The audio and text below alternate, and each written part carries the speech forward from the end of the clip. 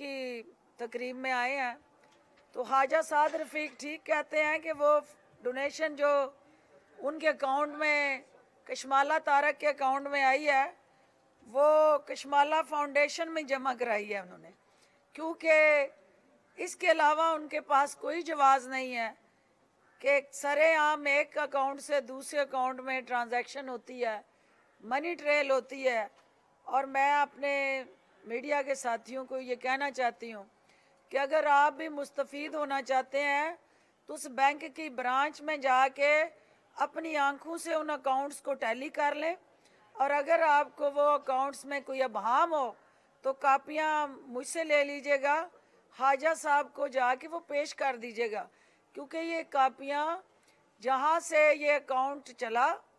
जहाँ तक आके उस वो पैसे लैंड किए, फिर आगे से कहाँ गए और वापस कहाँ गए, ये सारी मनी ट्रेल जो है वो मेरे पास मौजूद है।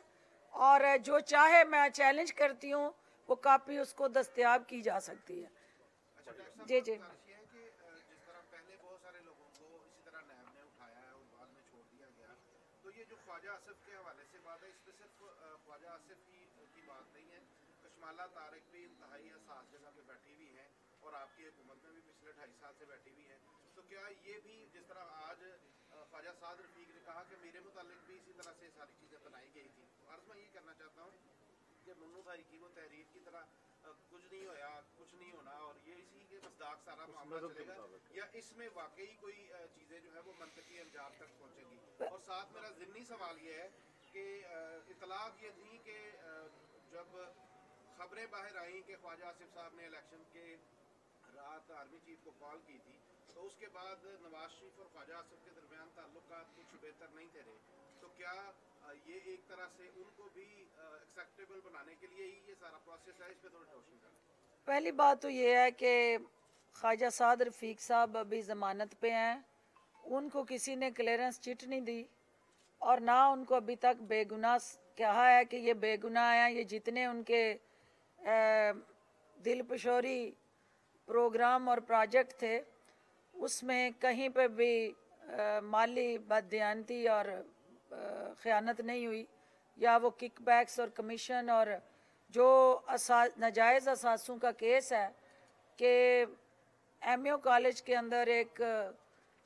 मुस्लिम स्टूडेंट फेडरेशन का अहदेदार जो है वो देखते ही देखते खरबपति कैसे बन गया, तो वो नाजायज़ असासों के केस में अभी भी वो ज़मानत पे हैं और वो केसेस चल रहे हैं। कहीं पे भी उनको नैब ने या अदालतों ने क्लीन चिट नहीं दी है। दूसरी बात यह है कि जो ख्वाजा साहब को इस वक्त मसूमियत का सर्टिफिकेट बांट रहे हैं, उनको ये पता होना चाहिए कि आप इस शहर में हैं और 3 मरले की विरासत से स्टार्ट लेने वाले जो हैं वो करोड़पति, अरबपति और फिर खरबपति किस तरह बने, और फ्रंट मैन किन के थे और कौन लोग थे जिन्होंने उनके ज़रिए रोज़गार किए, कारोबार किए, मनी लॉन्ड्रिंग की। ये सारे किस्से जो हैं वो नैब की किताबों में आईना बन के मौजूद हैं, जिसमें खौफनाक शक्ल ख्वाजा साहब की नैब उनको दिखाती रहती है। नवाज शरीफ को छोड़ जाने के बदले उनको नैब ने नहीं पकड़ा, उनको वो तमाम जो मसलसल एक बैकलॉग चल रहा था और मसलसल उनके ऊपर नज़रें थीं कि ये वज़ीर दफ़ा होते क्या कर रहे हैं, वो मिनिस्टर वाटर एंड पावर होते हुए क्या कर रहे हैं, और फिर इस मुल्क के सबसे हसास ओहदे पे बैठे फॉरेन मिनिस्टर होते हुए उन्होंने जो किकबैक्स कमीशंस ली और जिस तरह से ये असासे बनाए, वो असासे बोल रहे हैं कि ये मिसमैच है, वो नैब या हुकूमत नहीं बोल रही और उनका कामा बोल रहा है। जिस कंपनी से वो एक ही वक्त में, ये कौन अक्लमंद यहाँ आपके भी अजीज़ो कारब दोस्त अहबाब और हर घर से सियालकोट से कोई ना कोई बाहर कहीं नौकरी कर रहा है, तो उसको पता है कि जो कामा देते हैं वो काम भी लेते हैं। और ये कैसा कामा था कि जिसके अंदर इधर का वजीर दिफा हो और तनख्वाह वहाँ से उसको 8 घंटे काम करने की मिल रही हो, और जिस कंपनी का उन्होंने कामा दिखाया कि मैं वहाँ मुलाजम था, जब उसकी जांच पड़ताल की गई तो वो कंपनी एग्जिस्ट नहीं करती थी। इसका मतलब ये हुआ कि उस कंपनी का नाम इस्तेमाल करके पैसे पाकिस्तान से जा रहे थे और जो उधर अकाउंट में पैसे जमा हो रहे थे वो उस कंपनी के कामे के नहीं थे, वो यहाँ की हाउसिंग सोसाइटियों के एनओसीज के थे, वो यहाँ फ्रंटमैन्स के थे और यहाँ करप्शन और किकबैक्स के थे। तो वो सारी चीज़ें ख्वाजा साहब एक महफूज जगह पे हैं, बल्कि महफूज पनाहगाह में हैं, क्योंकि इस वक्त इस ठंडी सर्दी में मरियम नवाज के पीछे खड़े होकर उन्हें हाँ में हाँ मिलानी पड़ती। तो ये उनके लिए एक ब्लेसिंग इन डिस्गाइज है कि वो नैब की अदालत में भी है और इस वक्त मरियम के अजाब में भी नहीं है।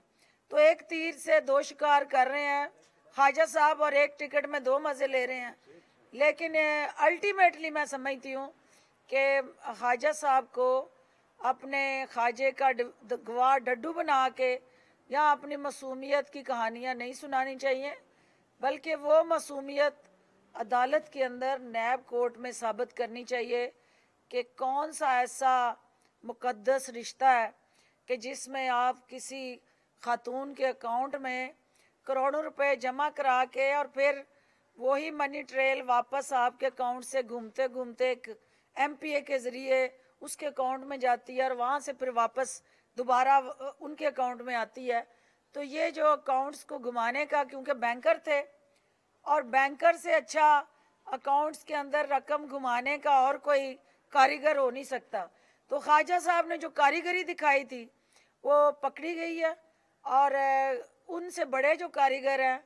अब वो उनका इलाज मालजा करने में मसरूफ है। अच्छा, शुक्रिया। मेरा सियालकोट की ये पैगाम देना चाहती हूँ कि मुन्नू भाई सिर्फ आपकी नजरों से ओझल हुए, वो अपने चाहने वालों से बिछड़े, लेकिन हजारों घरों के अंदर बसने वाले उन मुस्तहिक नादार ख़ानदानों और उनके बच्चों में और इस मुआशरे के पिसे हुए तबकात उस दुखी इंसानियत के साथ जुड़ा, उनका जो अज़्म था, जो विजन था, जो जज्बा था, वो आज भी उसी तरह जिंदा है। और उस दुखी इंसानियत के लिए जद्दोजहद करने वाले उनके टीम के अरकान उनकी इस शमा को जज्बे से रोशन करके जो मरहम रख रहे हैं उस दुखी इंसानियत पे, मैं आप सब की उन काविशों को भी खराज तहसीन पेश करती हूँ। मुन्नू भाई की बरसी के मौके पे हमें तजदीद अहद करना है कि मुन्नू भाई जिन्होंने अपनी सारी ज़िंदगी जहाँ बेबाक कालम निगारी की, जिस तरह से उनकी आज़ाद तसनीफ़ और उनके हर कदम के साथ जुड़ा, उनकी सोच का जो आईनादार बना, वो उनका ये सोशल वर्क था। इंसानियत के साथ मोहब्बत, दूसरों के दुखों का मदावा करना और दिन रात इन बच्चों के लिए अपने बच्चों के हिस्से का वक्त, अपने बच्चों के हिस्से के वसाइल और अपने बच्चों के हिस्से का, अपने अजीज़ों कारब के हिस्से का जो खुशियाँ बांटने के चंद लम्हे होते थे, वो वक्त इन बच्चों के ज़ख्मों पे मरहम रख के जिस अंदाज से अपने आप को मसरूफ़ रखते मेरा मुन्नू भाई साहब से जो ताल्लुक़ और रिश्ता रहा वो एक स्टूडेंट लाइफ से है। मुझे फ़ख्र है कि सुंदस फाउंडेशन के प्लेटफॉर्म से मैंने ज़माना तालिब इल्मी से ही इस फाउंडेशन को ज्वाइन किया और कई दफ़ा ख़ुद भी इनकी डोनर हुई। मेरा ब्लड डोनेशन के साथ साथ इनके इस सोशल काज के अंदर हम सफ़र बनना मेरे लिए बहुत बड़ा एजाज़ है। मैं शुक्रगुज़ार हूँ यासीन आपकी कि मेरे शहर से आपने एक ऐसे अमल का आगाज़ किया जिसकी इस पूरे रीजन को ज़रूरत थी और ये बच्चे, ये मासूम कलियाँ, ये हमारे महकते फूल जो हैं ये हमारे हाथों में मुरझा जाते थे, लेकिन हम बेबसी की तस्वीर बने, इनके लिए कुछ नहीं कर पाते थे। सुंदस फाउंडेशन ने इन फूलों को और कलियों को तरोताज़ा रखने के लिए सियालकोट में जिस दफ्तर का आगाज़ किया है, ये आपने अहलियाने सियालकोट पे एहसान अजीम किया है और हम तहे दिल से सुंदस फाउंडेशन के तमाम मुहैयर हजरात और जो शख्स यहाँ रज़ाकाराना अपनी खिदमात अंजाम देता है उसका इस तंजीम के लिए उठाया गया एक एक कदम जो है वो इंसानियत पे एहसान अजीम है। और मैं दुआ गो हूँ कि परवरदिगार आपको, आपके अहले खाना को इसका बदला दे और जो कर्जा आप अल्लाह के बंदू को दे रहे होते हैं, दुखी इंसानियत पे खर्च करने वाला आपका वक्त, आपका सरमाया, वो कर्ज़े हसना है जो आप अल्लाह को दे रहे हैं, तो जो कभी किसी का कर्जा रखता नहीं है, हमेशा उससे बढ़ के उसको वापस करता है। तो ये अच्छाई का अमल, ये इंसानियत के साथ मोहब्बत का शाहकार मंसूबा, ये अपनी मदद आपके तहत चलने वाला एक ऐसा ट्रेंड सेटर है कि जो मुआशरे के अंदर हमारे अल्टीमेटली जो बेसिकली हमारे, मैं देखती हूँ कि एक तरफ हुकूमती तरजीहात हैं, वज़ीर आज़म पाकिस्तान का विजन है, वज़ीर आला उस्मान बुज़दार की सोच है और हुकूमत पंजाब की तरजीहात हैं कि हमने किस तरह अपने दुखी इंसानियत के इन ज़ख्मों पे मरहम पट्टी करनी है। लेकिन उसके साथ साथ कोई हुकूमत, कोई मुआशरा उस वक्त तक किसी तरह भी कामयाब नहीं हो सकता जब तक गैर हुकूमती और गैर सरकारी सतह पे समाज के अंदर से लोग उठ के उस काज को, उस सोच को, उस ख्वाब को हकीकत में बदलने के लिए हुकूमती काविशों में हिस्सेदार ना बने। और आज मुझे ये जान के खुशी हुई कि सुंदस फाउंडेशन के ज़ेर एहतमाम 1000 से ज़ायद मरीज़ जो हैं वो ज़ेर इलाज हैं। 7 जो है वो ब्रांचेस, ये सियालकोट की मैं बात कर रही हूँ, 7 ब्रांचेस में मजमूई तौर पे 7000 यानी मरीज़ जो हैं ओवरऑल जो इस वक्त सुंदस फाउंडेशन के प्लेटफॉर्म से जो ज़िंदगी की बाजी हारने वाले होते हैं, सुंदस फाउंडेशन उनके लिए सहारा बनती है, उनको उनके हाथ थाम के सीने से लगा के तो उनकी ज़िंदगी की शमा जो है उसको रोशन रखने के लिए फ़ाल किरदार अदा करती है। पाकिस्तान बैतुल माल की तरफ से जो हमारे बच्चे ज़ेर कफ़ालत हैं और थैलेसीमिया, हीमोफीलिया, ब्लड कैंसर जैसे जो मरीज़ हैं उनको सुंदस फाउंडेशन अतियात दे के उनकी ज़िंदगी को रवां दवां रखने के लिए जो आसन फरीज़ा अंजाम दे रही है, मैं इस काविश पे उनको दिल की अथाह गहराइयों से मुबारकबाद पेश करती हूँ। और एक दफ़ा फिर तमाम मुखय्यर हजरात को जो आज अपने बच्चों का इतवार का दिन, अपने अजीज़ो कारब की खुशियों का दिन, और ख़ास तौर पे जो हमारे वकला हजरात हैं, इनके लिए इतवार का दिन भी इंतहाई अहमियत का हामिल होता है। उस दिन आज उन्होंने यहाँ तशरीफ़ ला के इन बच्चों से ज़हार यकजहती करके इस काज को सपोर्ट करने के लिए आज उन्होंने जो अपना वक्त डोनेट किया, मैं उनको भी खराज तहसीन पेश करती हूँ। मुन्नू भाई का, आसिफ का, हसन निसार, सुहेल वडाई साहब और मेरे भाई जो है वो हम तो उनको फिल्मी अंदाज से देखते रहे हैं, लेकिन मैं पिछले साल भी उनके दावत पे वहाँ गई, तो जब मैंने देखा कि ये शख्सियात कालम निगार हो, कोई आर्टिस्ट हो, कोई, क्योंकि खालिद अब्बास डार साहब का जो एक रोल है इस फाउंडेशन के साथ, आज वो यहाँ तशरीफ़ नहीं लाए, लेकिन आसिफ उनकी नुमाइंदगी कर रहे हैं। मैंने देखा कि हसन निसार की आंखों में इन बच्चों के लिए जो मोहब्बत है, और जिस तरह सुंदस फाउंडेशन के लिए सुहेल वडाइश दिन रात पूरा समय कि मैंने इन बच्चों के लिए कुछ करना है, तो कोई वजह नहीं है कि जब हम सब एक यकसा मिशन, एक यकसा काज और इन बच्चों के हकूक़ के लिए इकट्ठे हो जाएं, यकजा हो जाएं, तो इन बच्चों को ज़िंदगी और मौत अल्लाह का इख्तियार है,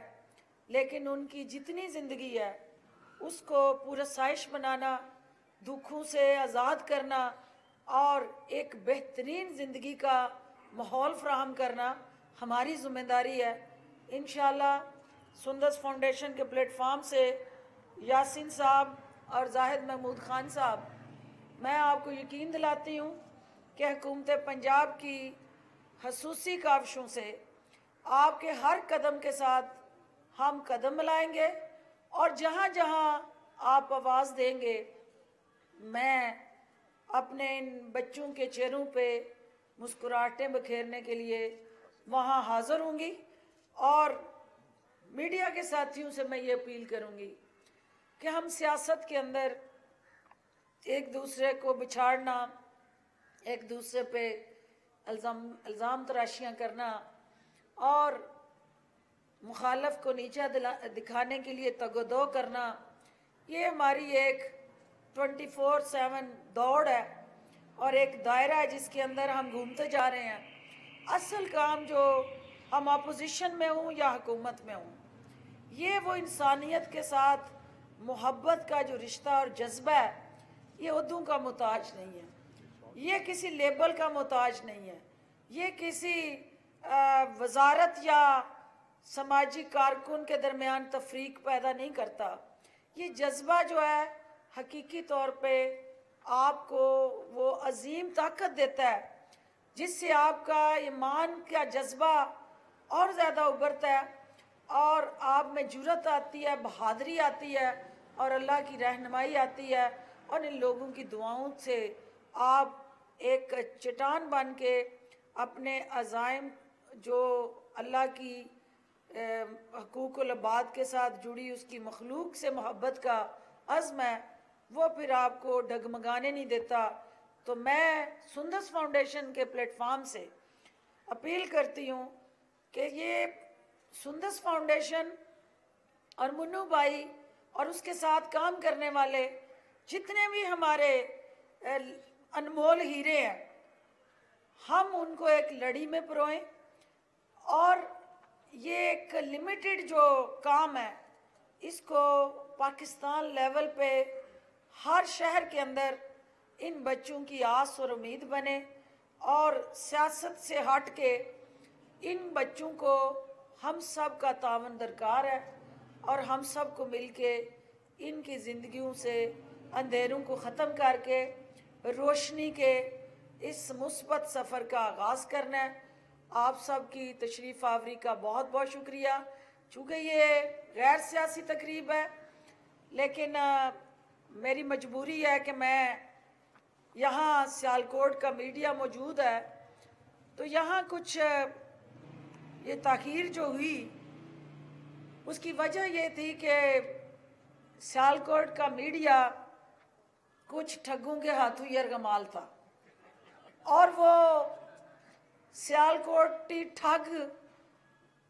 की मदद के लिए शरीफ ख़ानदान के कुछ घरेलू मुलाजम आज यहाँ मीडिया से बातचीत कर रहे थे, और एक उसमें साहब ऐसे भी थे जो लोहे के दांत रखने में मशहूर थे और वो लोहे के चने भी चबाने में मशहूर थे, वो भी आए हुए थे। और आज जब आपने मीडिया ने उनसे सवाल किया एस्टेब्लिशमेंट के हवाले से, तो उन्होंने उसका जवाब देने से गुरेज किया। तो मुझे ये जान के खुशी हुई कि सॉफ्टवेयर अपडेट हो गया, और सॉफ्टवेयर का अपडेट होना इस बात की निशानदेही करता है कि जो ख्वाजा साहब से यारी निभाने के लिए यहाँ आए और वफादारी निभाने के लिए यहाँ आए, और आज उनकी मौसूमियत की गवाहियाँ दे रहे थे, और उनकी गवाहियाँ सुनने के बाद मुझे ये कहावत याद आ रही थी कि वाह वाह सुबहान अल्लाह हाजे दा गवाह डड्डू, क्योंकि ख्वाजे की गवाही देने के लिए कितनी दूर से सफ़र करके यहाँ जो गवाह बना, उनकी मौसूमियत की दास्तानें बयान करने वाला, उसका अपना दामन नैबज़दा, और वो खुद अभी अरबों के असासे का हिसाब देने का जो बार बार नैब पूछ रही है, उससे कोई जवाब नहीं आ रहा है। तो एक दूसरे की कंधे पे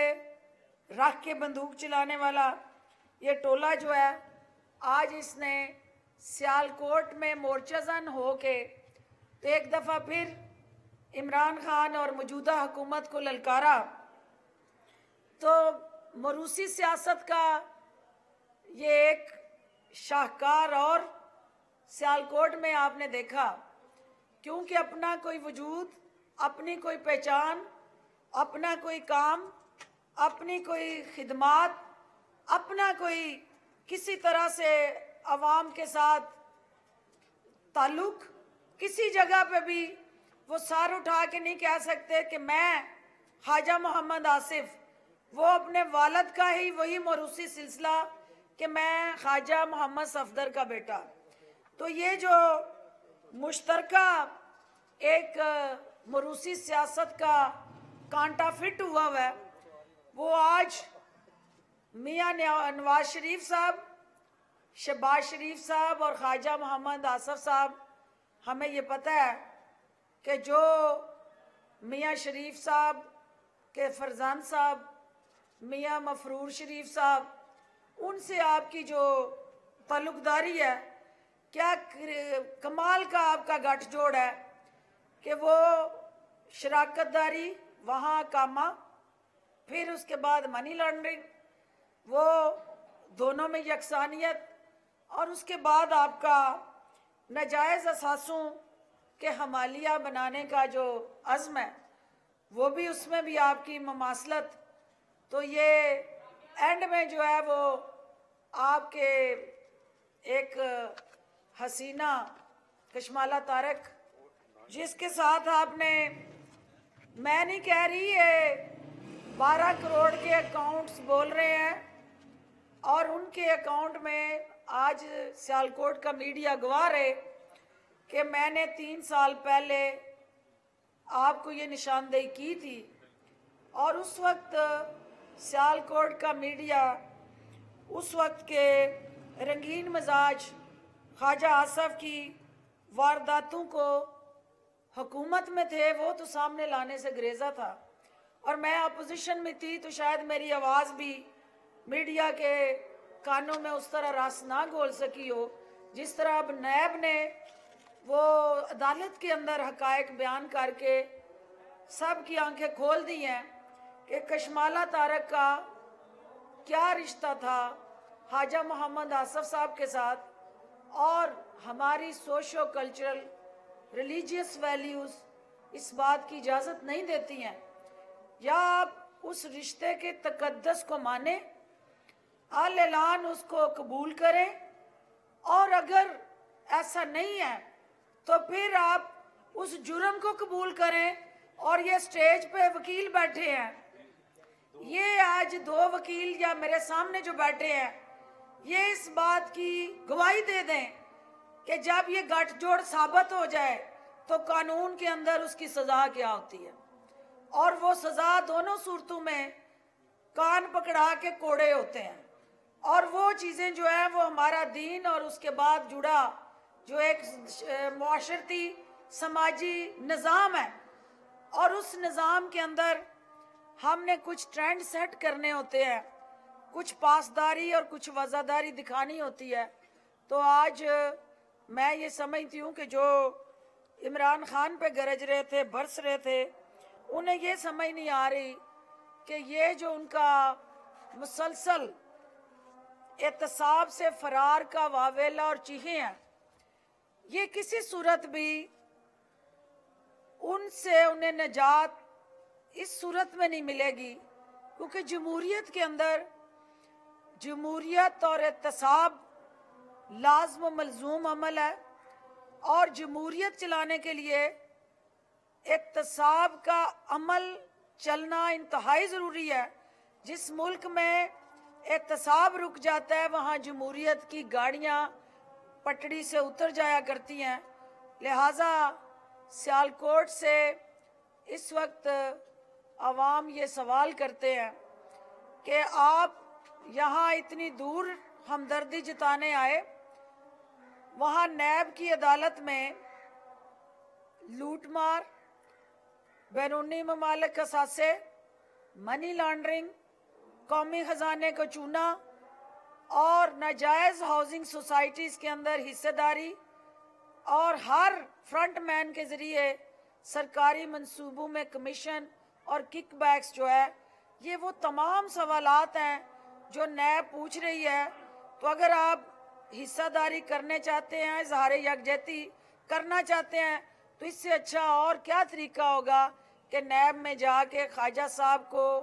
मुआवनत करें और मनी ट्रेल दें, और मनी लॉन्ड्रिंग और अकामा और उसके साथ जुड़ी जो तलक कीकते हैं उस पर रोशनी डालें। मैं आप सब की तशरीफ़ आवरी पे शुक्रिया अदा करती हूँ, और इन बच्चों को ये यकीन दिलाती हूँ कि ये कौम के वो मुस्तकबिल के